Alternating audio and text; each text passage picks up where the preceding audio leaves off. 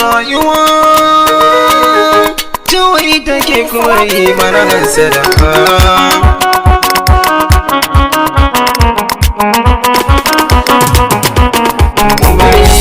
Sada akwai ranar zance kuma in ka gani a duniya daga Allah ne. Mana sada akwai ranar zance kuma in ka gani a duniya daga Allah ne.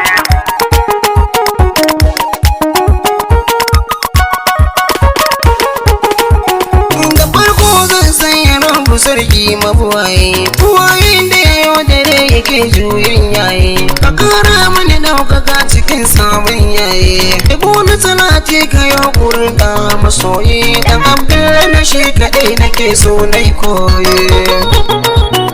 Ina san komai a duniya daga Allah ne, sannan kuma taron gini akan terin zane, amma wasu san ba su gane ka ba sa aune, su manta ita hasada ta kan zama taki ne, kaiwa wani hasada tina kai bawa ne.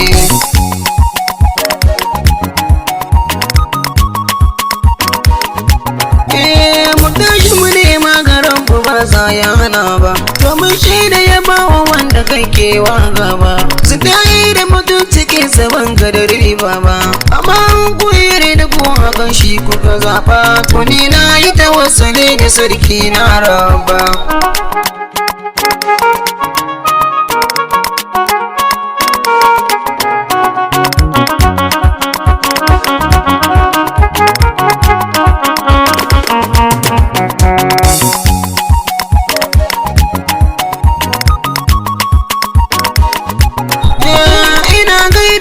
Sana ciki har da masoya, domin sai da irin ku ne a gadi bangaya, amma dai ga shawara da zangon ku masoya, kudin hakuri arziki shi ne zai kau da ziya, amma dai murge ilahu domin shi ke.